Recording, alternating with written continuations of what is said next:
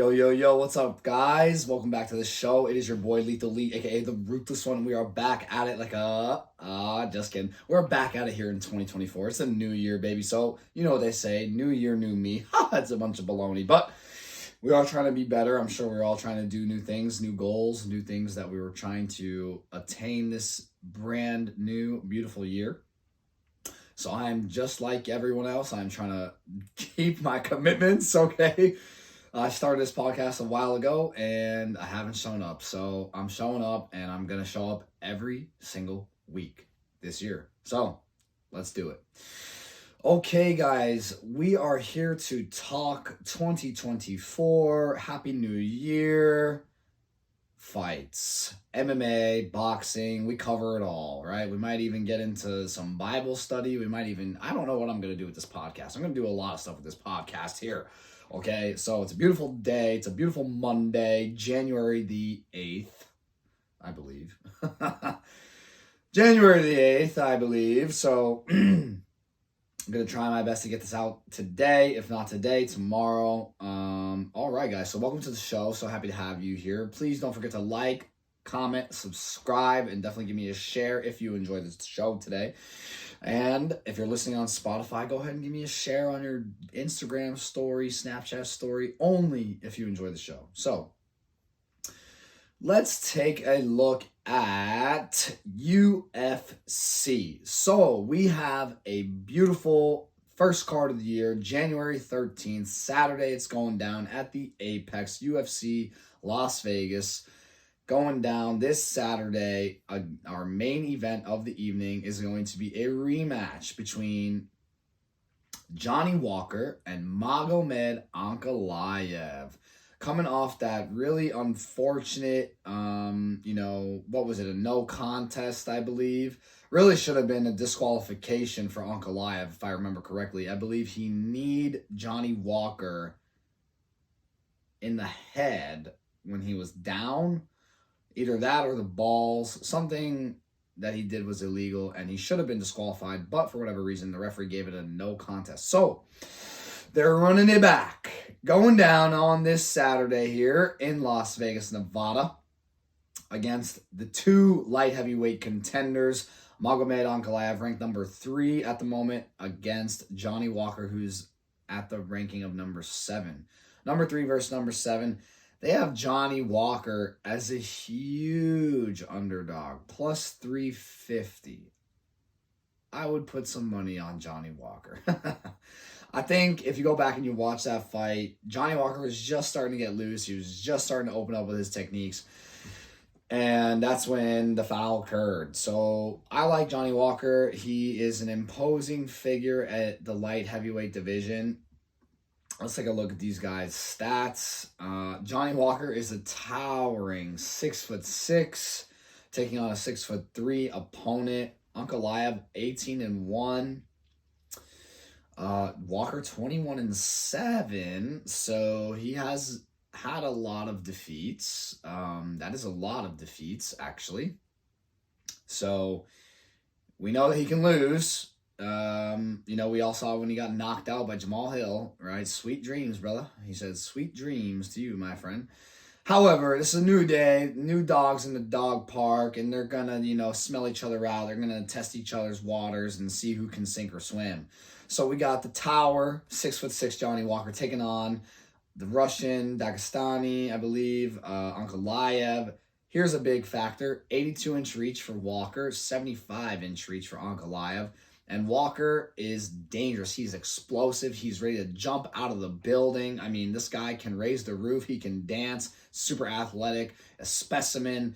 And he is getting really good training over in Ireland with John Kavanagh and other folks there. So I think he finally found his home over there in Ireland. The Brazilian native is now home to none other than Ireland, training out there with SBG, Straight Blast Gym.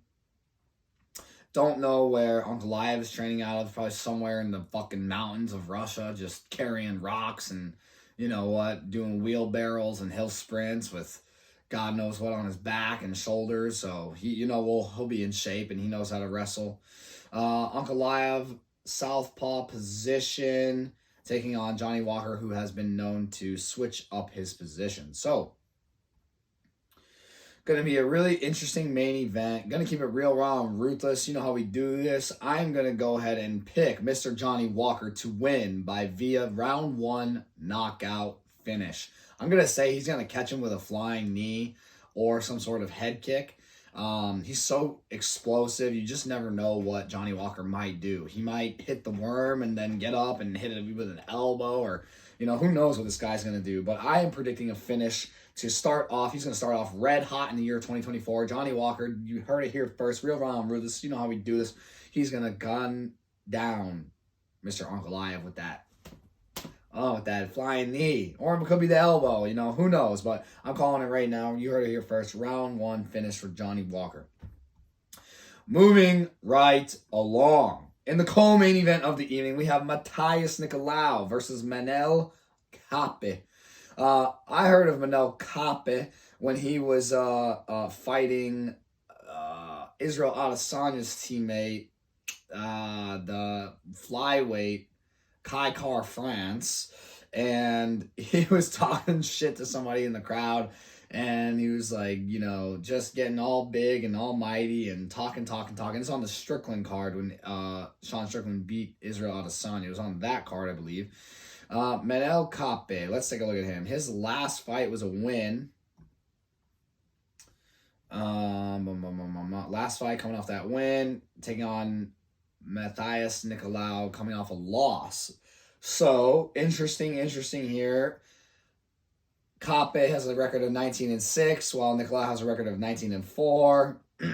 Kape stands at 5'5", Nicolau stands at 5'6". 68-inch reach to 66-inch reach for Kape. So, pretty even stats all around the board here. Brazilian's Nicolau is a 195 plus 195 underdog, while Kape is a minus 238 favorite as of right now. Looks like they want to build Kape. They're putting him against the guys coming off a loss. I've seen Nicolau fight before. He's extremely fast. Have not seen Kape fight before, so can't really say what his strengths are. But I'm looking forward to that flyweight co-main event. Could be it will be a big spotlight for whoever the victor is. So let's see who wins. Let's see who wants it. We'll see. I'm going to keep it real raw and ruthless. May the best man win, I don't know. Moving right along, we got the veteran. Oh my God. This guy's been fighting since I was in grade school. Jim Miller. Can we call him Iron Jim Miller? I mean, just because this guy's never had an injury. He's always ready to go. This guy's fucking made out of steel. Mr. Jim Steel Miller here. Works at the Steel Miller. JK. Works in the fucking UFC octagon. But made out of steel. Jim Miller. Taking on another... God, come on, UFC. Where their ages at, boys? Where their ages at, guy? Come on here. Need the ages on their little portfolio here, okay? Need the age here because we know Jim Miller is, a pioneer. Been doing it for a year or so. He's been going since the damn cows are outside, okay? He has been in the UFC for a long, long time, okay? I think he holds the record for most octagon time, actually. Jim Miller. So, Jim Miller, 36-17. What a record. Holy cow. Taking on Gabriel Benitez, 23-11. So, both these guys have a tremendous amount of experience. Both these guys are identical, literally, in every single stat category you can imagine. 5'8", 71-inch reach, 40.5-inch leg reach. So these guys are pretty much identical. They're both coming off a win. You always like to see that when both guys are coming off a win or both guys are coming off a loss, and they're both got some good momentum behind them. So we got Jim Miller taking on Gabriel Benitez. I almost want to go with Miller just because he's so experienced, but what they say about quarterbacks is it could be guys last year that he's going to be good, and then all of a sudden he just falls off, right? Just plummets, because it doesn't go like this. It goes like this. right? There is no stagnation of your skill set in this game, especially. You're either rising or you're falling. There's never like, an area in which you're kind of coasting, right? So, will the wheels fall off of the Steel Man, Jim Miller? And will Benitez be the victor? I don't know. Got to keep it real on Ruthless. Wish I could see these boys' ages here. You know what I'm saying? But I can't. So I'm gonna go with Benitez. I think he's a little bit younger, a little bit fresher. Not as much mileage on the body. I'm gonna go with Gabriel Benitez by round 2 finish. I'm gonna say submission finish. You heard it here first. Keeping it real, raw, and ruthless. You know what we do.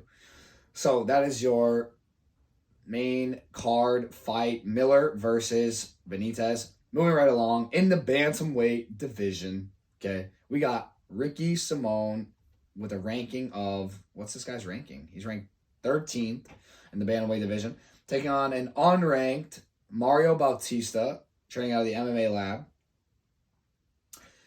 Going to be a really good scrap here. Mario Bautista coming off of a win, taking off Ricky Simone coming off of a loss. Bautista standing 5 feet 9 inches tall, while Simone stands at 5 feet 6 inches tall. The reach, Mario Bautista has a 3-inch reach advantage over Simone. So, going to be a really interesting fight here. Bautista has a record of 12-2, while Simone has a record of 20-4. So a lot more experience for Simone here in this attraction bantamweight fight.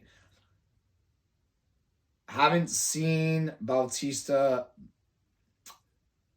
tested too much other than his first fight in the UFC when he got that fight on short notice against Corey Sandhagen, which he ended up losing by armbar. That was a good test for him, probably. One that he didn't pass, but one that definitely made him stronger and made him grow in his skill set for sure. Because when you lose, you learn. So we all know he learned from that. I mean, this guy's an exciting fighter, guys. Flying knees. He just came off of a really good win against a really tough opponent in the 135-pound division. It was a really good fight to watch. Go back and watch that fight. And I like where Bautista is at right now in up to this point in his career. So I'm gonna have to go with Bautista here. I think he gets it done. He's got some momentum with him. He's 12-2. He's on the rise in the UFC. He's a young gun. He's got the height and he's got the reach. I think Mario Bautista is gonna put away Ricky Simone inside the first round, man. Gonna have to dodge the wrestling attempts. Gonna have to make sure he doesn't get kicked in the leg all that much. But I think he puts his paws on him, and I think it's good night Irene for Mr. Ricky Simone. I think Bautista will sit on the throne and own the day.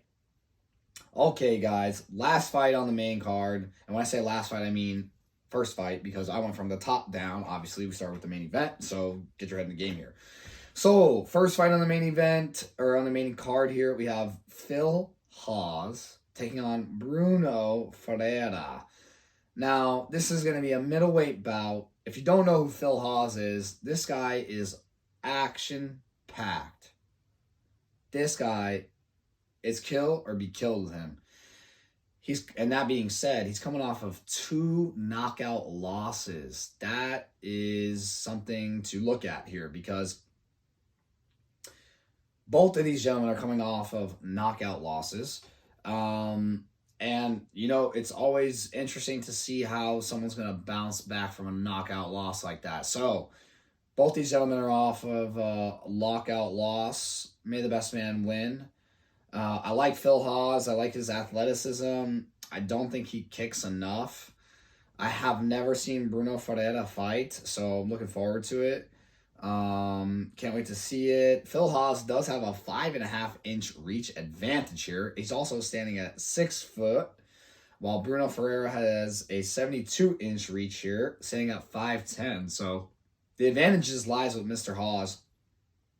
And I'm going to go with Mr. Hawes. I think he's going to take advantage of those advantages. He's 12-5, taking on a 10-1 guy. Ferreira was 10-0 prior to his last fight, so he probably lost that sense of invincibility a little bit. But it'll be interesting to see where his head is at, where, you know, if he's going to come back strong, this and that. It'll be interesting to see if Phil Haas can impose his reach and height advantage. And I think he does just that. I think he's going to get a big knockout here to start the year. And Phil Haas is going to steer clear of another loss. You can't go 3 in a row. They'll probably cut him after that. So I think he's going to get it done. There's a lot riding on this. Ferreira's young in his career. But who knows? We've got to keep it real around Ruthless. And I predict a Ruthless first round knockout for Mr. Phil Haas this Saturday, January 13th, UFC Apex, Las Vegas. It's going down, baby. It's going down. So now let's take a little bit of a break here. Okay. Let's get frisky here. Let's get funky, right? And let's transition into some boxing. But first, we're going to take a quick break.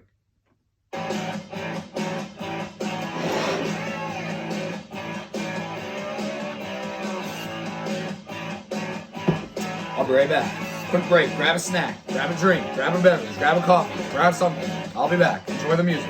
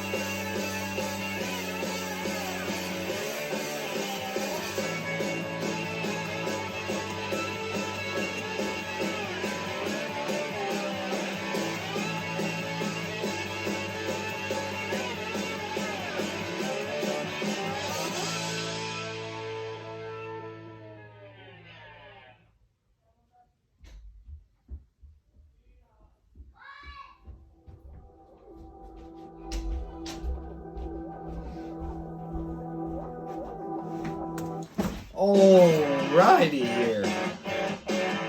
We're back at it, baby. Let's go. So, had to take a little tinkle there, you know.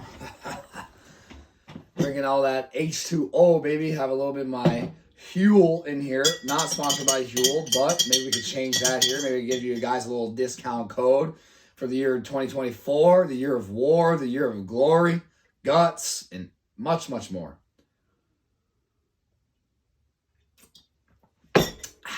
Ooh, doesn't that taste good, baby? Okay. Woo! Let's get our tits jazzed up here, boys. Woo-wee! Alrighty here. My lord. Let's go. I am looking at some new news, obviously. It has just been announced. Anthony Joshua from the river over there, the pond, whatever the heck. From across the pond, guys, alright? Anthony Joshua is going to be slated to fight in a boxing match against Francis the Predator Ngannou. So, let's talk about it. Francis Ngannou coming off that fight to Tyson Fury shocked everybody, shocked the world, you know. I did not think this guy had a chance. I thought it was over. I thought he was going to get knocked out in like the first or the third or the fifth round. And what happened in the third round? He knocked down Tyson Fury with a nice left hook, check hook, boom, sat him down. I thought he still lost the boxing match. That's neither here nor there. But he definitely showed that he can contend with the best in the world inside that boxing ring. So, here we have two titans clashing and thrashing. But this ain't no, Mixer and Mixon and, Rudolph and, whatever the other reindeer's names, they're not thrashing and clashing and diving and dodging. They're in the damn boxing ring coming for noggins. You know what I'm saying? So, and they ain't drinking eggnog, but one of their heads will get clogged. All right, guys, come on. You know how we do it. It's your boy, Lethal Lee, a.k.a. the Ruthless One, a.k.a.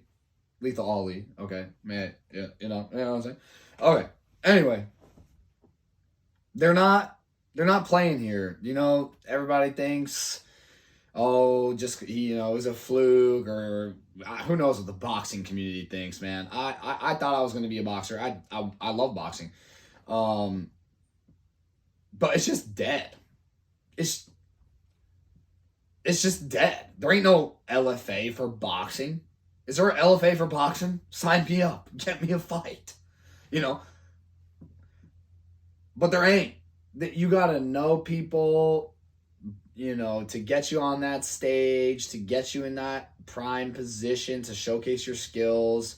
It's not as easy as just go pro and build yourself, which, yeah, it's just not that easy. You got to know the right people. A lot of these people want you to sign 5-year contracts out the gate. Like, what the fuck? That's just retarded. So that's why I'm transitioning to mixed martial arts. There's a lot of organizations. You get in, can showcase your skills on a pretty decent stage right away, So I can't wait. I will fight this year. LFA hit me up. Because I love LFA, because they're from my hometown, Prior Lake. I'm pretty sure they're based out of Minnesota. So let's go, LFA. This year, quarter number uno, get me a fight, 155, debut. You know what I'm saying? Don't give me no veteran like Jim Miller with fucking 50 fights, but give me somebody who's got like 1 fight or 2 fights, or maybe he's a debuter himself, Let's go. Let's go. It's the Liam Show, baby. It's the Liam Show, baby. Let's go. They don't gotta like me because I'm here to win. I'm not here to be liked. I'm here to be liked. I'm here to win. I'm Batman, for Christ's sakes. Oh God, you gotta just have fun with your life, man. And if people don't like you, who cares? So, back to Anthony Joshua from across the pond and Francis Ngannou. Someone's getting knocked the fuck out, dude. Someone's going to sleep. Someone's getting KO'd. Someone is gonna fall, Francis Ngannou 0-1, but is he really? I mean, because nobody gave him a shot. He knocked down Tyson Fury. Going to be interesting to see how he deals with Anthony Joshua, who is slated on paper to be the better boxer. But how's he going to deal with Francis Ngannou when he switches southpaw and he starts throwing that right jab and that straight left and moving that head and doing some rough and tough things in the clinch like he does. It'll be really, really cool to watch. They're going back to Riyadh season in Saudi Arabia, where they get all the money, They get all the cash in Saudi. I'm sure it's going to be a major event. Can't wait to watch it. Got to keep it real raw and ruthless. I doubted him once. I ain't doubting him again. I'm going with Francis Ngannou, son. Going with Francis Ngannou by knockout. Woo! In the 4th round. 4th round. AJ's going down. Heads turn around. And AJ's corner's got a frown. You know what I'm saying? Man, this guy's a freak. 37. Wow. 37 years of age. He and let's parlay that his age into stuff like what Michael Chandler says. And this is a good segue, because we're about to talk about Michael Chandler and Conor McGregor here in a minute. So Michael Chandler said something like, your hard work is going to pay off, but you have to be willing to wait until it starts to pay off, right? You keep working, it will eventually pay. But if you keep working, I'm done. I'm done working hard. I don't see any results. You're not going to see it pay off. Francis Ngannou is 37. He just made the most money in his entire fighting career. 37. So I say that to say this. Now is his time to strike while the iron is hot. He's known. He's a star. He's multi-dimensional now in the UFC, PFL, boxing. He can do anything now. People know him. Now is when he can capitalize and get these big money fights. And I'm so happy for him because a guy who comes from nothing, finally, 37. He's old, yo. But I'll tell you what, the heavyweights, they're allowed to be old because that power never goes, man. Speed, things like that. I thought he looked slow in the videos they were showing us before that Tyson Fury fight. I was like, oh, this guy's donezo. No, bro. Maybe they were just saving the good stuff behind the scenes and just posting bullshit. Who knows, but 37, and this guy's in heaven. You know what I'm saying? This guy's making all the cash. He gets to showcase his skills. He's going up against a 34-year-old, 6'6", 82-inch reach. Pretty sure Francis Ngannou is 6'5" or 6'6". He also has an 82-inch reach, and they're both around the same weight. Joshua's about 10, 15 pounds lighter than Ngannou, at least according to Google. It says he's around 251. We all know Francis Ngannou has weighed in at around 265 in the UFC.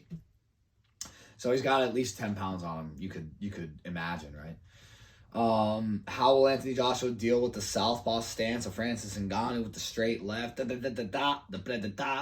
coming like, yeah, So I'm really excited for this fight. Can't wait. I'm going with fucking you-know-who, the Predator himself, Deja Vu, another boxer on the shelf. Dude, Francis Ngannou, keeping it real raw and ruthless. Round 4, knockout, over, power, devour. Man of the hour.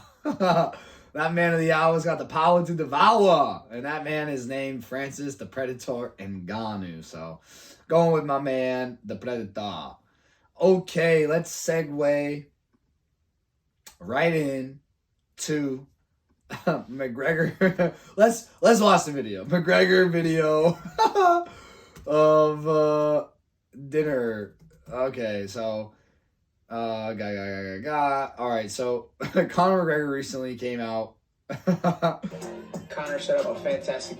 Okay, so I'm not gonna watch this. I don't want to get pulled on copyright, but Conor McGregor recently was seen at a restaurant drinking a glass of wine, and he stated that the fight is set. Gave the date in June. National Fight Week or whatever it's called. International Fight Week or whatever, Fight Day, something in July, okay, July 4th, Independence Day, who knows, the Fighter's Day, okay, they should just call it the Fighter's Day. All right, he's gonna take on Michael Chandler, or so he says, at 185, with his evil ass laugh. And I don't even like Conor anymore. I used to love Conor, I used to look up to him, big inspiration, but I don't know, bro. He lost me. I'm not a fan anymore. I mean, I'm still going to tune in. I'm still going to watch, but I like to see Michael Chandler beat him. And I don't think he can, unfortunately. Now I'm doing the James Bond laugh. Because the thing with Michael Chandler, and I'm not the only one to say it, he doesn't fight smart. He's like an all-action, like come forward, like take shots on the chin. Very entertaining. Not good for your health if you want to, life after fighting. Takes a lot of damage.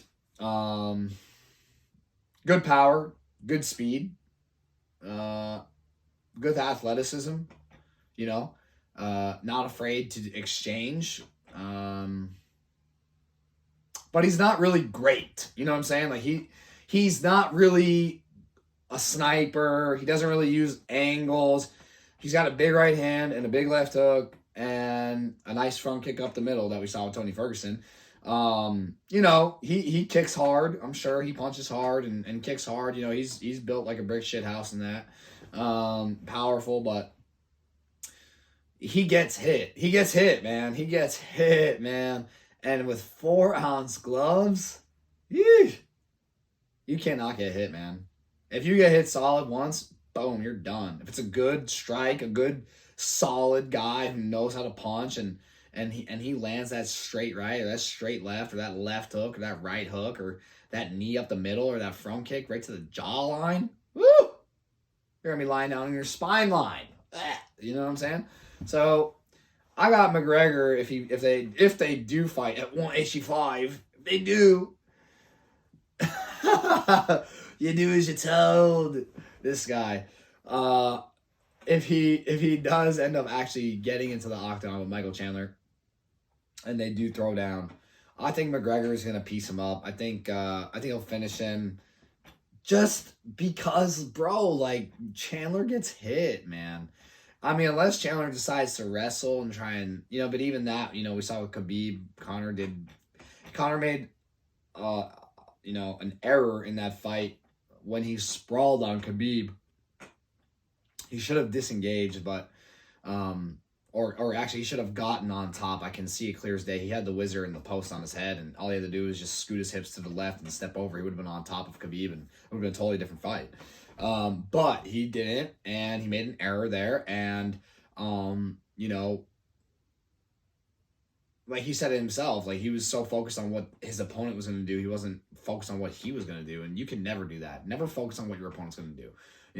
You got to, like, be ready for anything, right? But go in there and do you. Don't, like, be timid about, what's my opponent going to do? Like, no, you got to go in there and fight your fight, right? So, yeah. So, anyway, I think Conor McGregor probably put Chandler down probably in the first, man.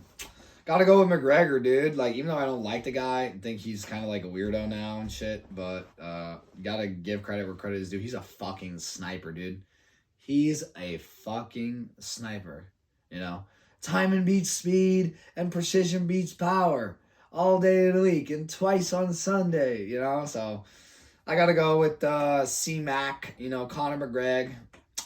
He's going to get it done. The Mac Daddy is back in the black caddy and, he's golfing with his caddy, man. So it is what it is. I got to go with McGregor.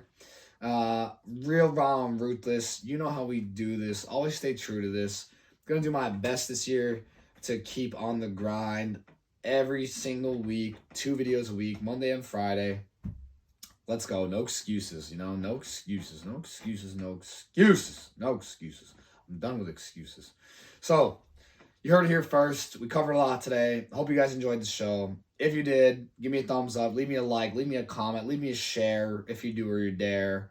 Turn my little bell on. Let's grow my channel. That way we can get some sponsorships and I can start doing some giveaways for you guys. And you know what? I am going to do a giveaway. I'm going to do a giveaway. Fuck it. We're doing a giveaway. First fucking day. First fucking episode of the goddamn new year. We're doing a fucking giveaway, baby. Let's fucking go. First 10 people. 10. Need 10 of y'all motherfuckers. 10 people to like, subscribe, comment, and share. That's like, sub, comment, and share. Gets a free t-shirt, Ruthless Report, limited edition. All you have to do is pay for shipping. Okay? All you have to do is pay for shipping. It's yours, baby. First 10. Okay? First 10. Like, comment, share, subscribe. like, comment, share, subscribe, and turn on my bell. So that's 5 things. Like, comment, share, sub, turn on the bell for notifications, okay? You do all those 5 things, turn on the bell, you like, you comment, you share, you sub, you get the damn t-shirt, bub. You know what I'm saying? Okay? So if you want it, you got it. If you don't, you don't. You're broke. Okay? Goodbye. It's been a pleasure. Real Raw and Ruthless. You know how we do this. Lethal Lee. I am your host, the Ruthless One. And have a happy Monday. Thank you so much for watching. And sayonara.